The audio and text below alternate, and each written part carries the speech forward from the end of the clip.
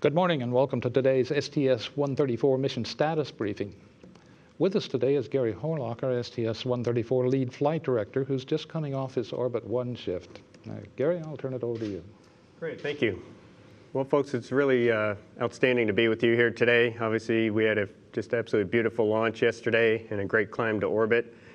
Launch was on time, and once we got to orbit, the crew had about 5 hours of timeline available to spend mainly converting the vehicle from a launch vehicle to an orbiting spacecraft. And also, key item was to get the robotic arm checked out in preparation for today's survey activities. They were able to get everything accomplished and got to bed on time. And as we sit here today, the crew's about halfway through flight day 2. We did get the starboard and nose cap TPS inspections complete prior to my walking over here, and the port survey was in progress and mostly complete. Once the surveys are finished up, they're going to go ahead and stow the orbiting boom sensor system, the OBSS, and then go ahead and grapple the ELC payload in preparation for the install after docking tomorrow. The crew's also currently in progress checking out both of the spacesuits that will be used for the 4 spacewalks, and we'll get everything prepared and ready to transfer over to the space station after docking as well. The final key items for today will be to get the rendezvous and storm tool sensor checkouts completed and have all that systems all set up and ready for the rendezvous and docking tomorrow as well. And we do have one more final rendezvous burn to accomplish before the crew goes to bed tonight, and that'll set us up for a good trajectory for the docking tomorrow as well. Finally, today we also did get some of the mid-deck payloads activated and accomplished as well. The AMS folks, they got powered up after getting to orbit yesterday and have been working on their checkout to the payload, and everything is going extremely well with the AMS payload as well. And finally, Endeavour is performing absolutely flawlessly. We're tracking no significant issues whatsoever with the vehicle, and the crew is doing outstanding as well. As for the docking tomorrow, I got a couple milestone times that might be of interest. The RPM window open, the rendezvous pitch maneuver window open time will be 4:01 a.m. Central, and then the actual docking should occur around 5:16 Central Time tomorrow.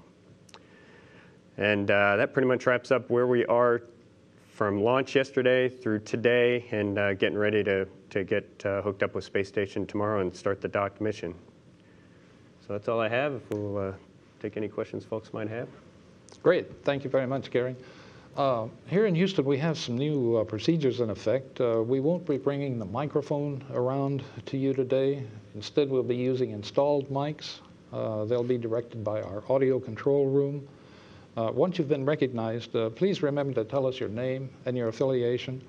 And that's especially important today to give our audio control folks a chance to get you focused in on the mics you'll be dealing with. Question here? Go ahead. Philip Sloss with NASASpaceflight.com. A couple of questions about the rendezvous timeline tomorrow. First, the burns prior to the TI burn.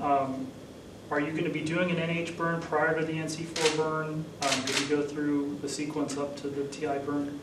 Sure. We got the NC3 burn this evening prior to the crew going to bed. That's a very small burn, about just over 2 foot per second. And then we will have NH burn, a TI burn, and then the standard mid-course correction burns as we get in close to the station and get set up for the RPM. And then on the storm sensors, where in the rendezvous timeline will they be activated tomorrow? They will be activated prior to TI in preparation for, they first start acquiring about 20,000 feet on our approach, so that'll be after the TI. TI is about 40,000 feet from station. So they'll be powered up and ready to support that acquisition after the TI burn. And then they'll be tracking all the way into the actual docking. Okay, sure. Any further questions here in Houston? Seeing none, I believe we have some reporters on the phone bridge. Mark Carreau, are you out there? Yes, I am. Mark Carreau for Aviation Week. And I wonder if you might sort of walk us through the time frame that's required to assess the imagery that you're gathering today on the wings and nose cap, as well as from the RPM maneuver tomorrow? At what point, at what day in the mission do you sort of hope to or expect to be through with the TPS assessment?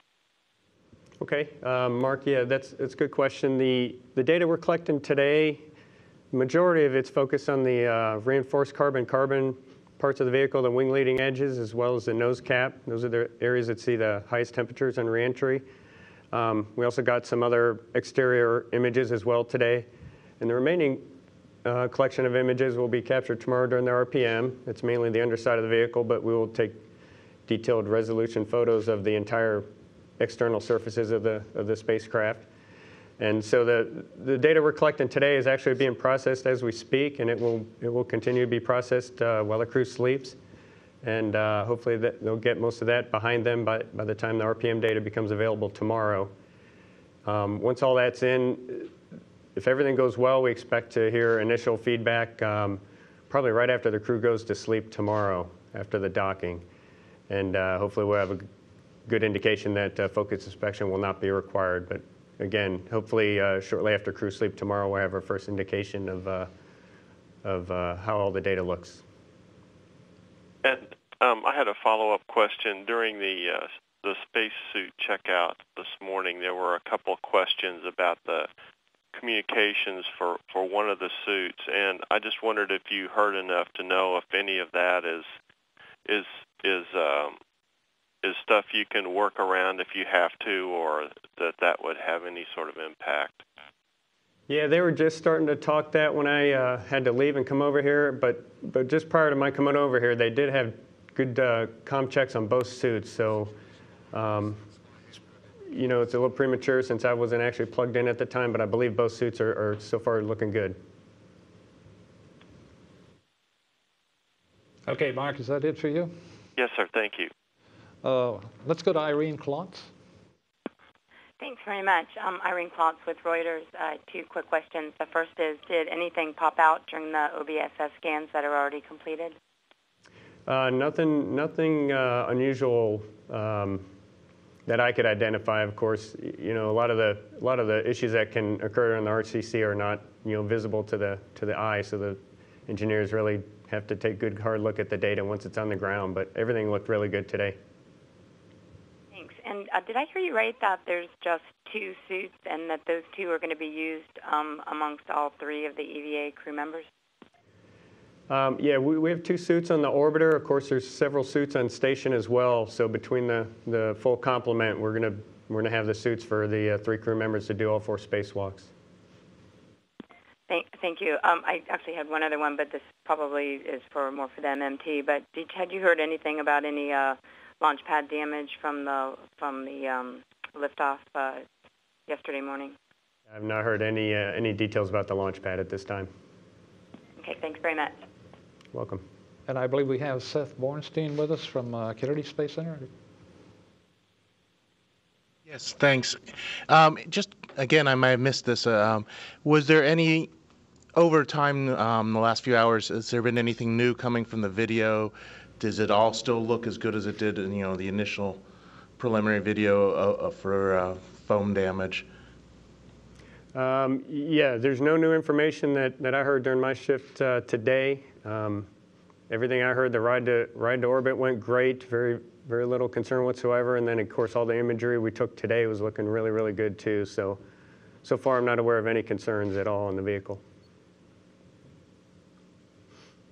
And on the back to the suits for 1 second.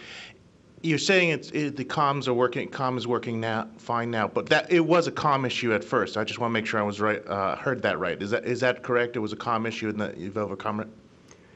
I believe the initial report had to do with a communication problem, but like I said, they did have successful checkouts right before I walked over here. So I believe both suits are in good shape.